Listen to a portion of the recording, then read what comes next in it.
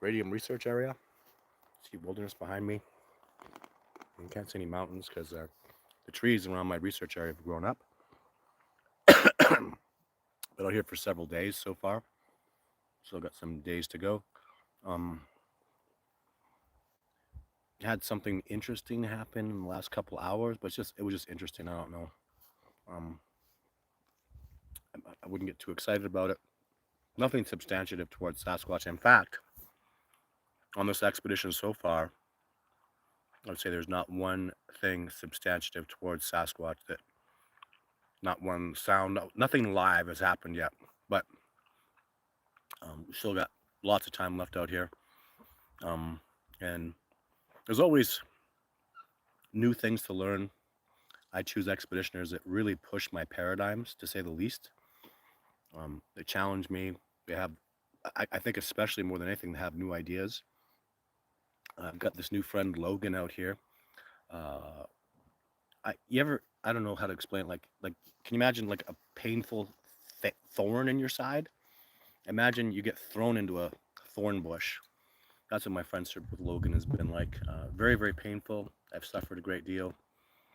Um, well, he's here listening to me as I say this, because we've had some trouble setting up some stuff this year. So and it's been a painful process. It just stuff to do with Bigfoot moving forward. Busting our ass trying to get things done. Always growth, always expanding. Um, on this expedition, all but one person is returning, and with the returning people, we're challenging each other. We have incredible insights. I mean, there's so much growth happening. There doesn't have to be a Sasquatch around. Even I'm showing them structures, tracks, tree breaks from this year. We did make a discovery that was very impressive over by the Radium hike, where I took Survivor Man up to altitude. Saw some incredibly impressive tree breaks over there. So we're all pretty much in agreement, even the most skeptical of us, that they're impressive Sasquatch tree breaks. So that's been amazing. And I got a newbie who I'm pretty excited about. He's a fit my age guy, so I'm going to call you young, right? You mind? A fit young man like myself, who's you're a medical practitioner. Would you call yourself that? Doctor. This is MD. Yeah. So here that working out. It's every year. Billy's here, so I've been talking about him behind his back quite a bit, expeditioners. But about 4 or 5 times a year, I get these new people that come on board that are just I'm really excited to build full long-term relationships with them. And Billy, who's an MD, family man from Florida, obviously very intelligent. He went to medical school. He's currently practicing medicine, MD, and he came out here, and I wasn't sure about how much he was into Sasquatch. So he takes off his shirt. He's got these Sasquatch tattoos that are amazing, beautiful Sasquatch tattoos. I'm like, dude, you belong here. So he's actually really underplaying his love of Sasquatch. You don't get two got freaking amazing, like huge Sasquatch tattoos that are very impressive from an actual. Even he's bragged more about the tattoo artist than he has about uh, his love of Sasquatch and the tattoos. That you don't put tattoos like that unless you're a little crazy about Sasquatch. So we're all very excited to have him on board, and that's building a future. I mean, even if nothing happens out here, I'll ask Billy, because he's 2 yards away from me. I mean, you're teaching you a lot. There's horrific amounts of information you're learning. And then even like he identified a very impressive tree break that we needed done. Like you're literally in days you're identifying Sasquatch tree breaks, impressively so, right? Found a track today. Oh man, what do you think of the track you found? Yeah. Beautiful. Like, so without you coming on camera, what are the odds you think that was actually a Sasquatch track you found out there? I think it's pretty good. I mean, I don't know what else it could have been. It's really, like it's a big giant foot moving organically, like the way it was on an angle and the big toes hitting. I mean, it's just beautiful track. Not big, but what else could it be? Bigger, not bigger than mine. Yeah, it's a foot. It's a giant foot shaped. I mean, so Billy's got some hunting experience. Want to watch Billy? I'm gonna make Billy laugh and go, come on. He's gonna do that. Watch. Billy, it was a couple of elk tracks. Yeah, he's not. Billy, a bear did that. It's not a bear, right? So even Billy, I mean, he's just being responsible. He's got to really think about it and really, process it. And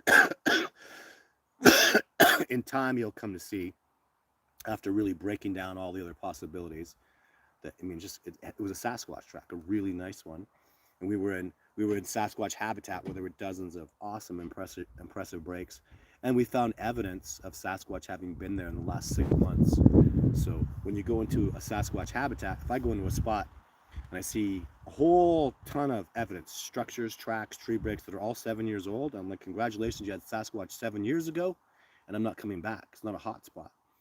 Where I took them today, I literally showed them breaks that we were like, it's 15 years old, then 10 years old, 5 years old, 3 years old, a lot, and then we found one that was 6 months old. So what we have is an area that Sasquatch are coming back to over and over, which is so important. What's the point of going back to that place if there's not continuous new activity? So it was actually Bill that found that new tree break, and he kind of underplayed it. Said, "Hey Todd, I'm not so sure, but let's come have a look at it." And after looking at it, we all agreed that hasn't wintered, so that means it's less than 6-8 months old, and so that's continual presence. So apologize, I'm coughing. My little girl went back to school. She's in grade 1. She went back to school first week of September. Second week of September comes home with an awesome new cold. So let's go into the questions. Aloha. I always get excited because here I am up in Canada, out in the way wilderness backcountry, and it's awesome that this technology allows me to have a show that's an international show. People from all over the world pop in. So I no disrespect to you people in the United States, but you don't make my show international. I know it's Canada, US, but then we got brotherhood. So whenever we see someone else pop up, so we got Patrick from Oklahoma, big fan. Pat and Laura from Oklahoma. Hello, Pat and Laura. Thanks for tuning in today. Quentin Aston, Todd, love your honest approach. Thank you. We were talking about that today. And I want to mention that real quick. So, like, a couple of the expeditioners, I have so much respect for them. We were talking about a small point about a TV show, how it's just kind of a little white lie that they were doing. It's reality TV. It's this Bigfoot show, and they were caught in this little white lie, and we're gonna let that go. And I'm here to tell you, there's some people like Survivor Man is one, and Todd Standing's another. There's no little, you won't catch little BS things here and little, well, we're just gonna let that go. I am transparent. I'm completely open and honest.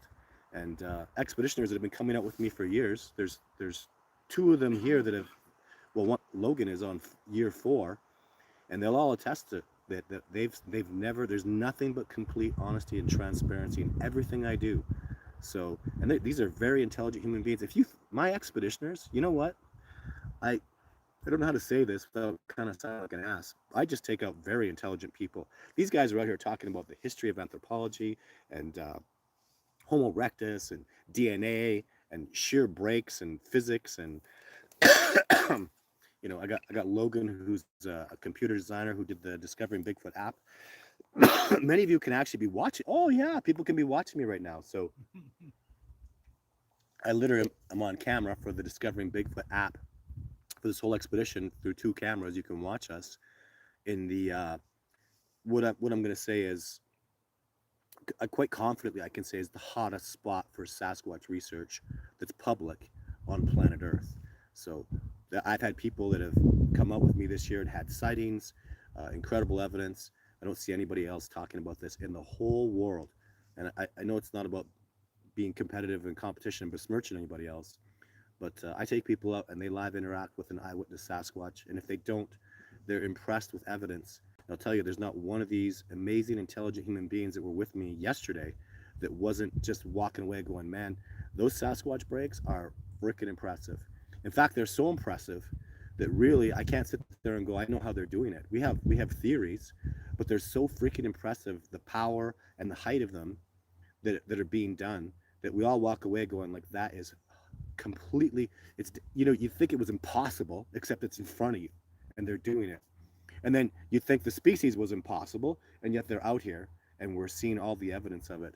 So I don't really, after a full expedition with me, like Billy will go home, a very intelligent man, and this will sink in, and he'll realize the tree breaks were Sasquatch, the structures were amazing, and I'd be really excited to have them come out next year. And that should be exciting to all of you because we have these brilliant human beings coming out here, being convinced of the reality of this species, and coming back year after year. This discovery, guys, I mean, it's growing. If I just picked up 5 new people every year, I mean, that's amazing. Never mind the support that I get from all of you here online is absolutely fantastic. So thank you very much for all that. So, hello, Paul. I am in radium, yes. Paul says, why do you think people are so closed-minded about the reality of Sasquatch? Because it's such a big deal. And I can speak from experience. People are closed-minded, and actually I feel kind of rightly so, because how can there be a primate running around in the wilderness, the most man-like primates running around here? They've been here this whole time, and they've completely evaded us, right? And so what the problem is, and the answer is, they're just that freaking amazing. Highly intelligent, highly adapted, an absolute spectacular species. And until when you talk about though John Benernagel told everybody that sees a Sasquatch discovers it for themselves. And there's I believe at least tens of thousands, not hundreds of thousands of people out there that if they haven't seen a Sasquatch, this is really important too for y'all to understand. There are people out there like, a father, a brother, a friend that'll tell their friends, I saw a Sasquatch. And they know this person so well that they'll believe him because that person has never been dishonest or lied. So that's how it also propagates too, is, I never saw a Sasquatch, my dad did. My dad always told the truth. And now I know Sasquatch are real. And I get that from people all the time. And I admire and respect that. That shows an integrity and humanity. And that's what's missing from our society. And that's what keeps Sasquatch away from us, is because of our dishonesty and our mistrust amongst themselves. It's devastating, and it makes us look like a crappy species, and I'd have to really agree. But I hope that answers your question, Paul. This is because the reality of this species is so freaking amazing. I remember, so my parent is somebody I worked with. She did The Revenant. She did King Kong. She's an icon in Hollywood. And I've actually had affiliations with her, met her and talked to her. I remember she was filming a movie, and I was over in Vancouver. I'm like, you're filming this movie about these incredible superhero things. I think it was Planet of the Apes. She was around for that. She wasn't filming it. I'm like, you're filming CG primates running around in the forests of Vancouver. They're real primates out there, And they film movies like with superheroes and X-Men. I tell you guys, what we're seeing with the power and the capabilities that this species has, they are literally living, breathing superheroes. They literally have such incredible power. Like, engineers are impressed with the power that we're seeing, that they are, I'll tell those guys that make X-Men, Wolverine would get his ass handed to him by a Sasquatch in a big hurry. And that's not an understatement. So I sing to my Sasquatch, and they really love that. This is Patrick Gidley. Patrick, BigfootEncounter@gmail.com. Please send us some of your information. I'd love to hear more about what's going on with you. Congratulations. Hello, Andy. Thank you very much for tuning in. Boom. We've heard no booms. We haven't even looked at the booms. Hello, Chris. Thanks for tuning in today. Awesome. James is here. Good evening, everyone. So we got the Sasquatch family. Hey, kids and Andy. So that's Paul. Quint says, keep challenging. Heck yeah. Yeah. Even you'd be surprised, it started with John Benernagel. He and I would just butt heads so much. And I loved it. I loved the guy for it. He always thought it was damaging our relationship. I'm just that kind of a masculine kind of jerk, that I like men in my life that are pushing me and challenging me. I mean, we could make a sitcom about Bill and I. We were just on each other. It's freaking funny. So, but we get along great. And what's cool too is there's a friendship that happens, there's a bond that happens when you're out here in this incredible habitat. But the most important thing all of us have out here is we're colleagues, and we really, really care about this discovery process. Otherwise, like when I get repeat guys that come back, the only reason they come back is because they're freaking passionate about this discovery. It really means something to them. And all of them push me and challenge me, and I disagree with them. And but like I was telling them, we're all in the same direction. We're all looking for the discovery, and I need that. I have to have that. If Bill comes out here and he just kisses my ass, and everything Todd Standing does is perfect, and he's just gonna be behind me. He's literally useless, not just to me, but to this discovery. Useless. I don't need another Todd Standing. I need Bill and Richard and Logan. You know, I need these people that have different perspectives and challenge me, and push this discovery forward. That makes the discovery literally. If I got 50 guys all lined up, and they're all looking at it from different perspectives, but looking in the way of the knowing that Sasquatch exists, I'm 50 times more likely to have this discovery process moving forward. And that's what's really, at the end of the day, so exciting about the expeditions. It's all these people and all their mindsets that come forward. So Jackie is there. Hello, Todd from Yakima Nation. You're having a Bigfoot con at the end of October, and Jeff Meldrum will be there. Well, of course, Jeff Meldrum will be there. He's at all the conferences. So I won't be there, unfortunately, because right up till probably, even if the snow's not flying, I'm probably going to do expeditions out here all the way into November as far as I can, because there's a sense of urgency burning under my ass to get some more stuff done. So appreciate the invite. Jeff Meldrum will do an amazing show. Can't recommend him enough. He's a fantastic guy, and I'm sure you'll love the presentation he puts on. Peter says hello from Connecticut. Hello, Andy. Andy saying boom again. Tim Hartford, boom. Hope you're well, Todd. How are your expeditions going? Well, like I said, nothing.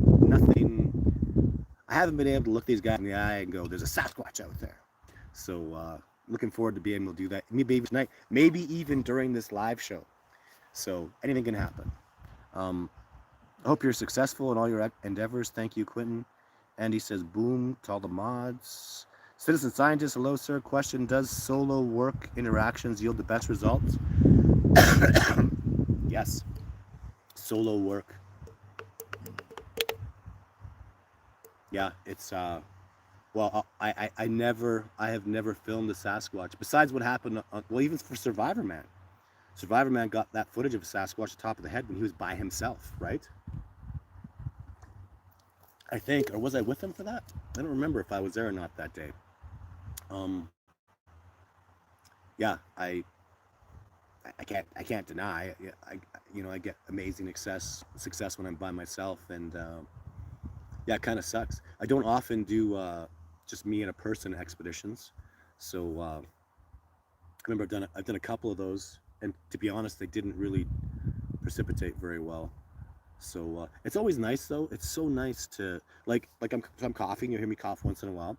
I was literally sitting at this campfire with 3 other amazing, awesome, spectacular expeditioners that I think the world of these men.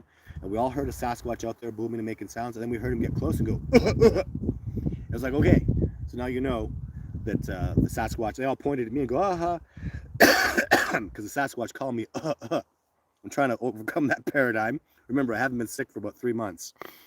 And I'll get over this quick, but yeah,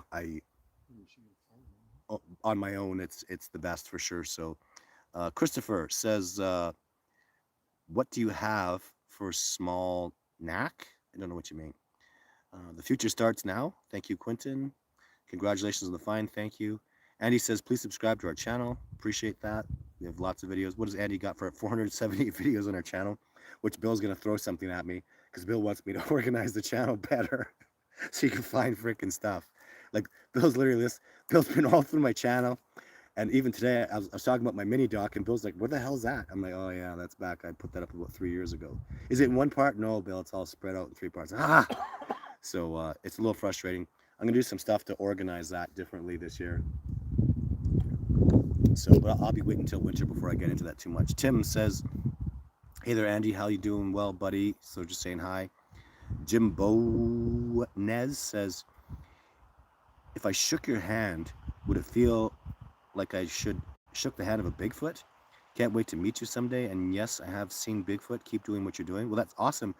I shake hands firmly, but I promise you, no, my hand is nothing like a Sasquatch. I was talking about how the Sasquatch has made contact with me to pick me up today. And there's no man that has that power. No man. I mean, I played professional level CFL football. I worked with men like Jeff Thomas from the Edmonton Eskimos on this Grey Cup CFL team. And I did lots of workouts with him. I practiced with him, and that dude was a monster. He was 330 pounds. He was super, super powerful offensive lineman, and he could never. Nobody could throw me around like that, like not even close. So move me around like that, like the Sasquatch are literally what I'm seeing out here. And I'm being conservative in saying this. I'm seeing over double the strength of a gorilla.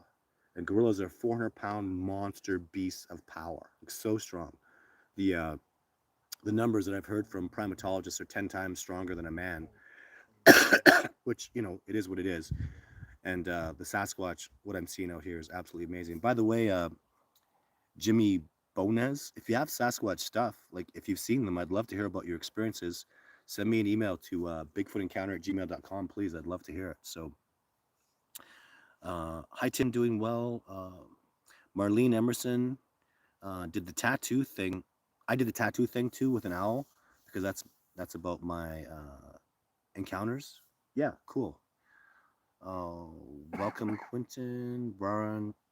Have you ever been in a hellhole? Ever been in a hellhole?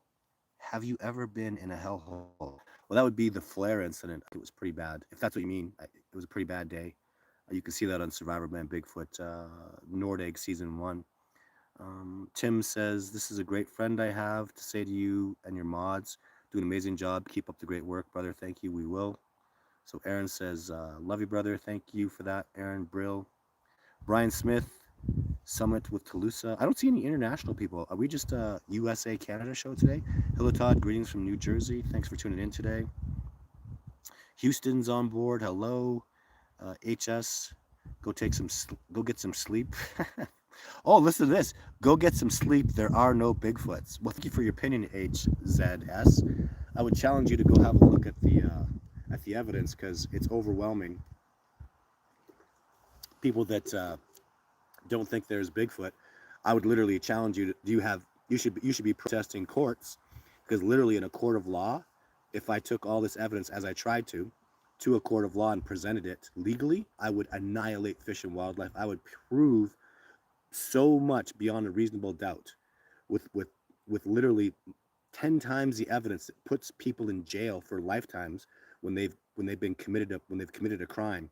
There's that much evidence to substantiate the reality of Sasquatch. So I think people that this person that's talking, it's sad that you haven't taken the time to have a good look, even to understand that this species is absolutely exists, and the evidence is to substantiate that is very, very overwhelming. So Tim says, you're very welcome. Love y'all. Jacqueline from Yakima, hello again. The videos. I am Sasquatch research is my job. It's my livelihood. So if you want to make a donation to support, that money will definitely go entirely to Sasquatch research. Hello, Kyla. Nice to have you back. Tim, everybody's saying hello to Kyla. Caveman, blessings from Maine. Kutut is the proper galactic name for Bigfoot. So how do you? So it's Kutut. So Caveman knows the proper galactic name for Bigfoot. Some are interdimensional. Well, and I hear that a lot. So Jacqueline says snapshot sniper. Todd has names for the ones that he's interacted with. Yeah, I do. I have Jake, Kubota, Jane. Yeah, I've named a few of them. So snapshot sniper. I know the vocal range is just unbelievable. You're talking about the vocal range of Sasquatch? Really? I completely agree. Just thinking like last year, not just vocals, but their ability to make any kind of sound. On an expedition where I was engaged in front with a sighting of a Sasquatch, Logan heard what he thought was my red-tailed hawk whistle, and he thought he heard me do it exceptionally well. And it wasn't me. I was up in the front interacting and looking at a Sasquatch with 2 other expeditioners last year. So, and then I've heard that red-tailed hawk sound multiple expeditioners, and I heard that the Sasquatch make that whistle way better than I can, way louder than I can. And then I'll tell you, in case you don't know, on the episode of Survivor Man, where Les, who's a professional singer, belted out this incredible whoop. It sounded amazing, echoed beautifully. And what was not only impressive about the Sasquatch's vocal range, but their intelligence. So after, on the episode, he makes the call, And we're like 5, maybe 10 minutes later, we're walking along, and we hear that precise call whooped back beautifully, just like Les. And again, Les is a professional singer, but it was just like, it was at least 5 times louder.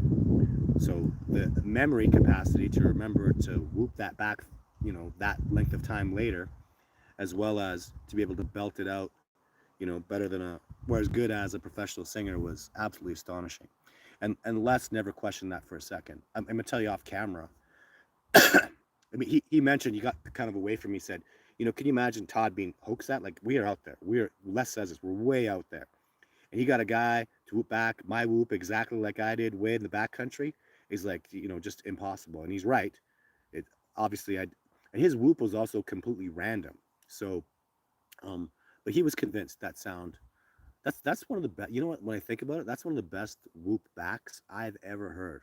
It was so loud, so powerful. And then, what's also not known is after the expeditions, I went back out. I found that Sasquatch's trackway. The Sasquatch heard Survivor Man whoop. He was down on the ground. The reason it took 5 minutes is because he ran to the top of a mountain, maybe not a mountain, but a big rolling hill, and that's where he whooped from. And I found that trackway.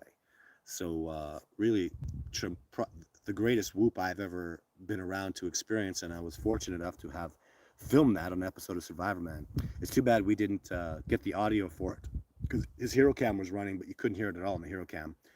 But we heard it clear as day. It was beautiful. So Dallas says it was a robot from the underworld. Okay, thank you for that.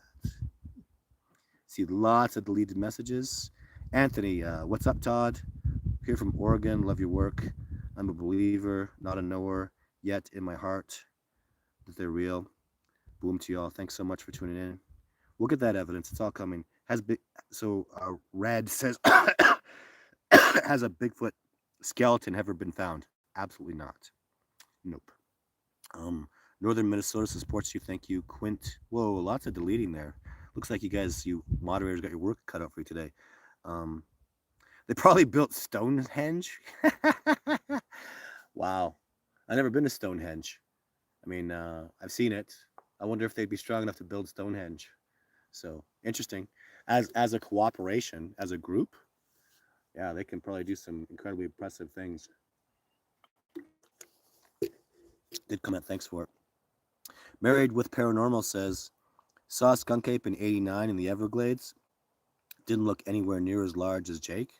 Well, just the deer in the Everglades, I look at them, they look like big dogs. So things get smaller as you go south or opposite.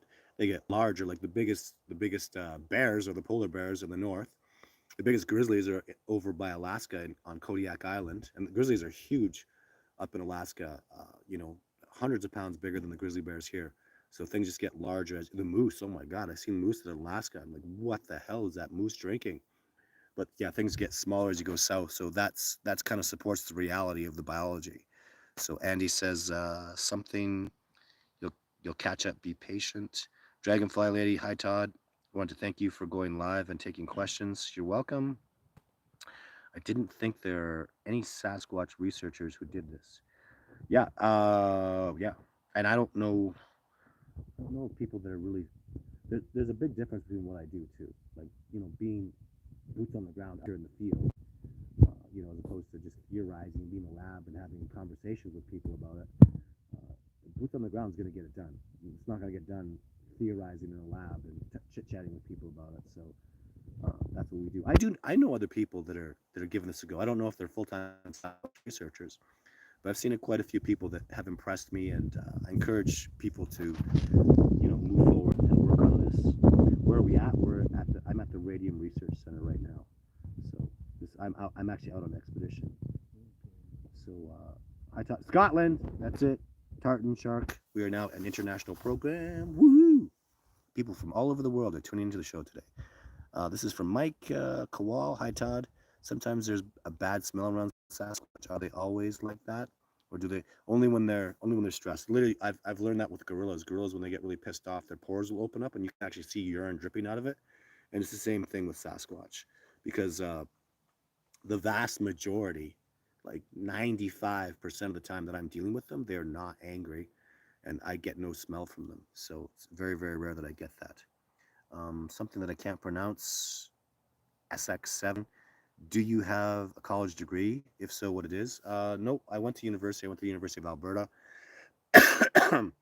I'm a couple years away from. I'd like to go back and get a degree in anthropology, but I studied biology and engineering at the University of Alberta in Alberta, at the U of A. Um, and he's talking. Hello, Tartan Shark. Again, happy to have you here. Um, they have they have to smell us before we see them. Uh, yeah, well, I don't know about smelling us, but they certainly dialed in. Like I'm literally coming into their home habitat, right? And when you know your ecology, the birds are going to give me away. The squirrels are chirping all the time, and I've even deduced down. I can generally tell if a squirrel is chirping at like a bear or a mountain lion or a wolf, as opposed to a wolverine, a weasel, or something that's a danger to them. So there's a different chirp in that. So I'm always paying attention for that. There's a lot of signs out here in the wilderness that you can pick up. But besides the fact I drive in with a freaking truck, you drive down the road, and your exhaust is hitting the branches underneath, and it's a truck. It makes sound. So you're not gonna. I don't know. You just don't. I don't sneak in here. I'm not playing those sneaky games with them at all. So Michael asks, Mike from Toronto, keep on the grind. Sooner or later, it'll come to pass, and that's how you can't lose. It's if you don't quit. Doesn't matter what you do. If you don't quit, you could never lose that thing. So it's a philosophy I adhere to, and I will be doing this for the rest of my life. So, well, Todd is do hope. Don't know what that means. Your expedition has great turnaround, and you get some interactions. Yes, me too. There's people, there was a lot of rhetoric for a couple years. Ridiculous thing people were accusing him of. Every time I go out, I see Bigfoot. I was like, who is saying that? Oh my God, what a ridiculous, it's literally laughable, right? So it's a grind. It's what's hard for me now. The problem is when the Sasquatch do come around, I get so goddamn excited that I turn into a bit of a weirdo. So they don't like that. They want you to be in that Zen state. They don't want you to freak out and be afraid. And on the other side of the spectrum, they don't want you to be all fanboy and crazy like I've been getting. They're like I had the Sasquatch back off from me on an incredible encounter that I was having because I was just so like, oh my God, I'm so excited you guys are here. Like I really get excited when they come around, and I got to not do that. So I'm looking forward to the next opportunity that I can have where I can just be really chill and calm and see what happens.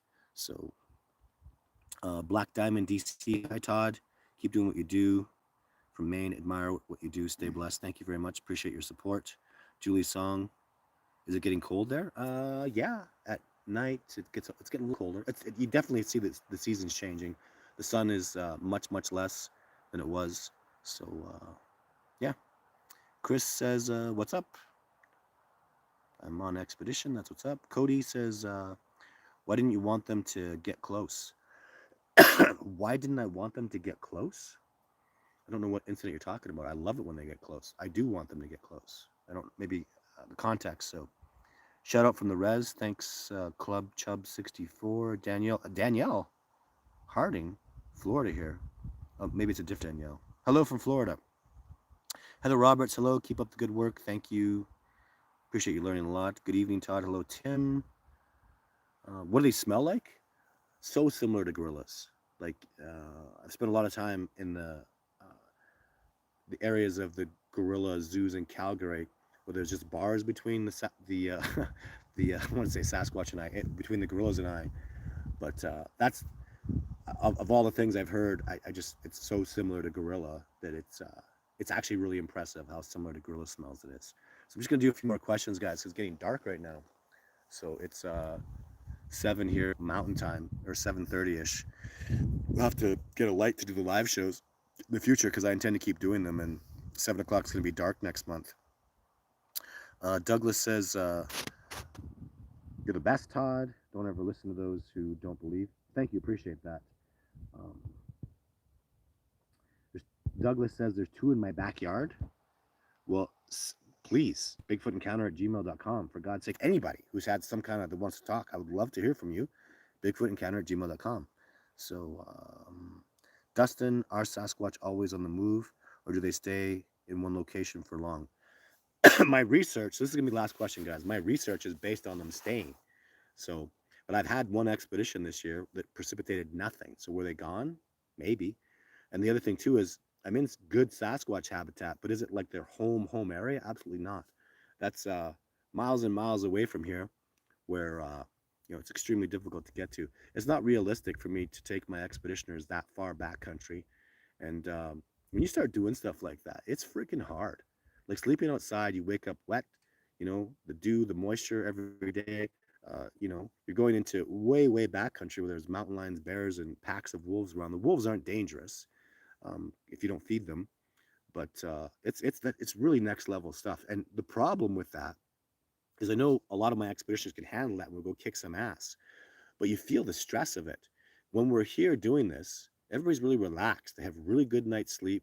These are human beings that are really feeling the zen of the area. They're happy. They feel confident in the area. They feel confident in my guiding them. And that energy is more important than kicking ass and going backcountry, pushing them, and their legs are bleeding, and there's bears hunting us. That stuff happens. You're gonna have problems when you go way into those backcountry areas. So like here, we have the trailers. We sleep like no bear is gonna come and jump on my head at night. Not It can't happen. When you're out there and you see a bear and you go to sleep and there's a bear wandering around, or those freaking mountain lions that'll stalk and hunt you and be jerk offs, you don't sleep very well. If you don't sleep very well, if you get stressed from those kind of things, because there are literally monsters that will eat you and kill you. And if you don't feel the fear from stuff like that, there's something mentally disturbed about you. So it's removing those stresses from the equation that allows my expeditioners to really zen out and get. And I'm seeing that with these guys. They're calm. They're meditating. They're connecting to the area in a beautiful way. That's absolutely wonderful, and that's imperative. And we do that. We eat really good, healthy food. We drink structured, amazing water. So oh my goodness, there's so many questions today, guys. Wow. So next week I'll be back at home. So I'll do a full 1 hour live show. So if you have questions, the odds of me doing a live show next week are 99%. So if I don't do a live show, there's definitely an issue of some kind. But tune in next week. Also, next week I'll put up, if you want to be sneaky and get your questions on, I'll post a photograph on Instagram and Facebook an hour before my live show. If you ask questions there, man, I've had some amazing questions postulated on Instagram and Facebook. So please do that. As you can see, it's getting very dark. So my expeditioners are getting hungry. We haven't eaten yet. So thank you very much for tuning in. Wish us success this night. We got our cameras rolling. If you want to tune in, go to the Discovering Bigfoot app. When I'm out here on an expedition, I guarantee it'll be rolling and working. And thanks for tuning in. Bye for now.